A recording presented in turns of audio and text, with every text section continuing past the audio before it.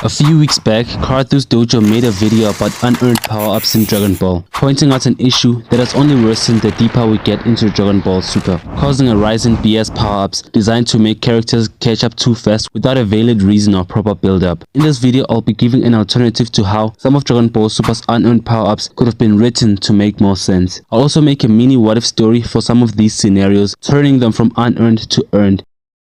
The first unearned power-up in Dragon Ball Super is Golden Frieza. I think everyone can agree that Golden Frieza was an S-Pool power-up solely designed to give Frieza a half-baked revenge story. The BS explanation we were given is that since Frieza had never trained even a single day in his life, 4 months of training is enough to justify skyrocketing him from arguably large star level to low multiversal level. It's bullshit. It's not like he was training under the mentorship of some martial arts master like Whis or had his potential unlocked by a god like Gohan. The only way which this would have made sense is for them to do the same thing they did to justify Black Frieza's power-up. Say he found a hyperbolic time chamber in which he trained intensively for 3 years straight. The 3 years of training which I propose is just enough to be acceptable while simultaneously proving his potential, because it shows that Frieza achieved godly power in less than half the time it took Goku and Vegeta to do so, whilst still being a fair indication of his immense potential set apart from the Saiyans. Before we move on to the next unearned power-up, I want to raise a point of concern. God Ki is a concept that was introduced alongside the Super Saiyan God transformation, and it's a wasted concept because it's only used to benefit Goku and Vegeta, but it should have been used to benefit other alien races and characters should they happen to tap into it. Many of these unearned power-ups would have been fixed if they did this instead. For example, the next unearned power-up, which is Super Saiyan Rage Trunks, could have been done this way. Remember the time when Trunks was sparring with Vegeta, then he decided to flex Super Saiyan Blue on his son. Trunks was amazed by that power. What was left was for him to ask Vegeta to train him to tap into that same power. If Trunks politely and humbly asked, his egotistical father would have agreed and training would have begun in the time chamber. After a few months of training, Trunks struggles to grasp the basics of learning to keep his ki inside his body and avoid it from leaking, thus tapping into divine power. This causes Vegeta to lose patience, thus he leaves training halfway for Trunks to figure out the rest. Things would continue to play out the same for most of the arc as Trunks struggles to tap into the power of a Super Saiyan God through his training from Vegeta. But something happens. He unlocks a new form out of rage. In this state, Trunks combines God Ki with his Super Saiyan 2 transformation, thus explaining the blue aura imbued into the form. Boom! You have yourself an explanation and a justification for Trunks' rage form, which suddenly gets him as strong as Blue Goku and Vegeta, without giving us a form that literally comes out of nowhere and is never explained ever again. The next unearned power-up comes from the Universe 6 Saiyan in their back tingle. The back tingle is one of the most hated things about Dragon Ball Super because it continued the trend of devaluing the Super Saiyan transformation from a legend which arises from a need to something which a back tingle can grant. In order to understand the way of fixing this, which I'm about to lay down, we have to understand why this BS was done in the first place. The Tournament of Power was on horizon, so the writers needed a way to power up the characters so they can survive the Tournament of Power. But the way in which they did it was lazy and sloppy, causing them to miss a perfect opportunity to do something good with these characters, specifically Cabba, Kale and Caulifla. The way I would have done it is to make Vegeta's visit to planet Sadala be right after the Universe 6 vs 7 tournament. During that saga, Vegeta would meet King Sadala as promised to Cabba and eventually meet Kale and Caulifla, who'd all train under Vegeta. The reason they'd want to train under him is because there was a world tournament held on planet Sadala determining the strongest warrior on the planet, which Vegeta participated in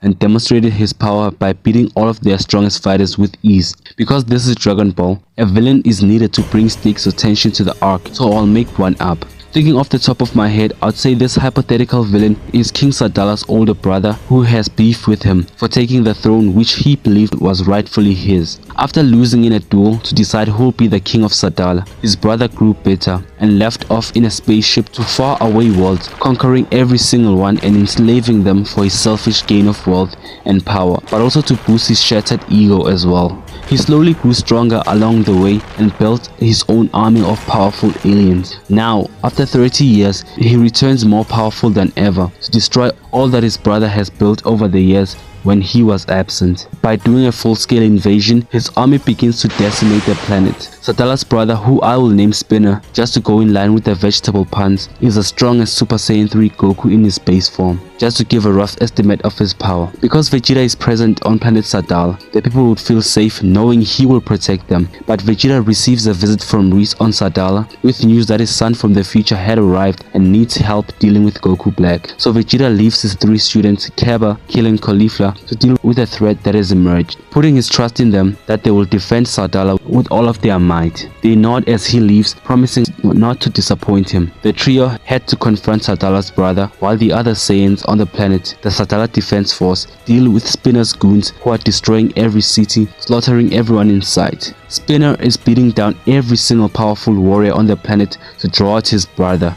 so he can kill him in public and humiliate him in front of every single Saiyan.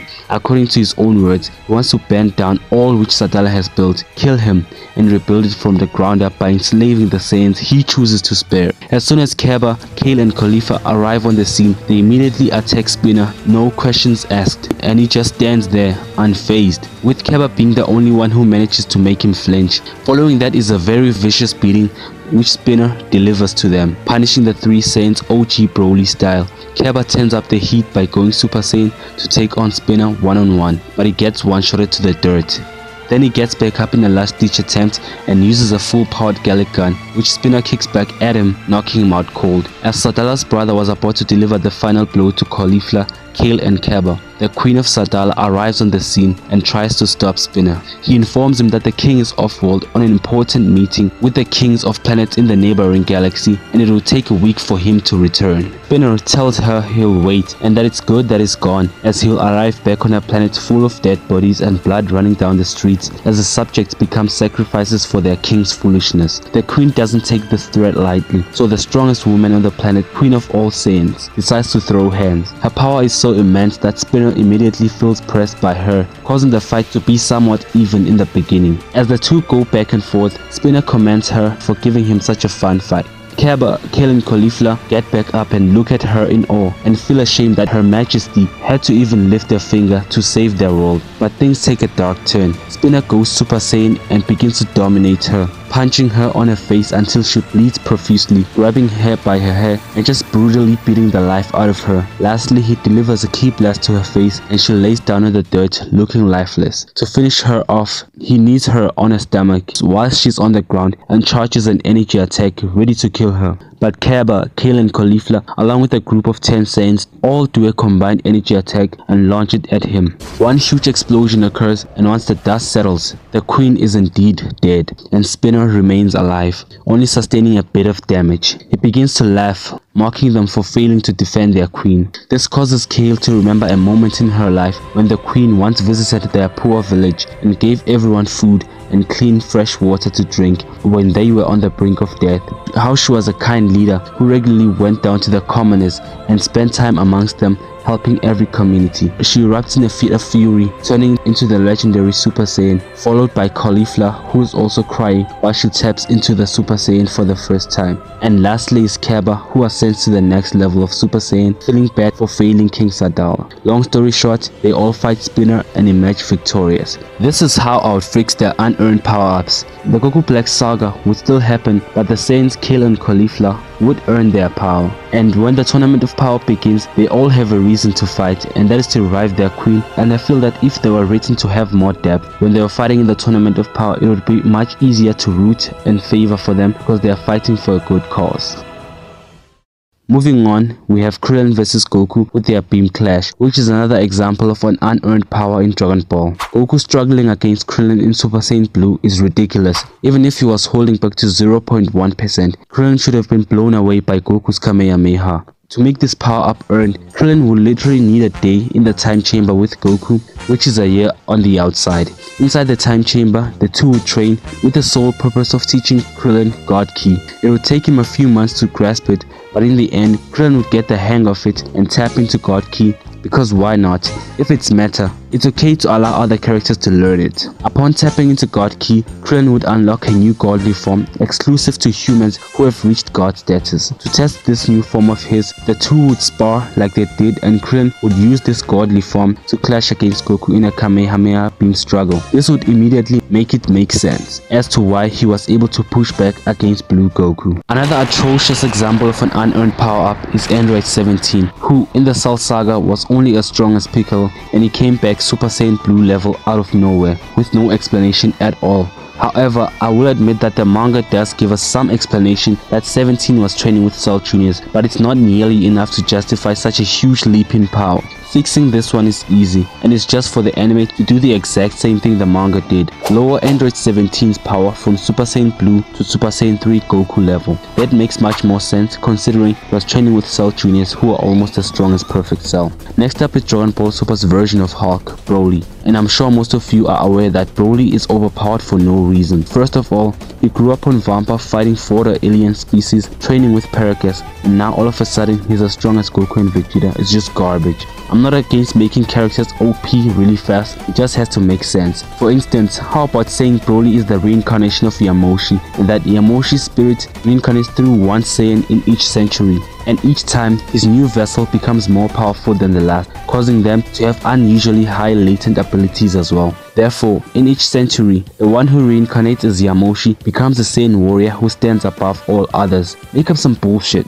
like the first Saiyan who achieved Super Saiyan and got killed by his own power was also a reincarnation of Yamoshi. That's why his power was so immense that it became legend. You changed nothing about Broly's backstory of being sent to planet Vampa, but you have yourself a decent explanation for why he can go from equal to base Vegeta to fighting a blue Gogeta. Plus, you're also using Yamoshi and expanding on his lore, and I'm sure fans would love to learn more about him. The two giant elephants in the room after Broly is Gohan and Piccolo. These two power-ups are the most atrocious of them all. I know some people like to cope defending this trash. Oh, but Piccolo has the adjacent tree, which means Orange Piccolo has significance to his growth as a character. Please shut up, it's garbage. Wishing for power is the laziest way to write a power-up, especially for an important side character like Piccolo. Leave that shit to Granola and Gas, who cares about them anyway? I mean, Toriyama could have gotten a bit creative with this one. Piccolo is a character who does nothing important with his time most of the time. It would have been easy for the writers to just take him over to Beerus' planet alongside Goku and Vegeta after the Moro arc to go train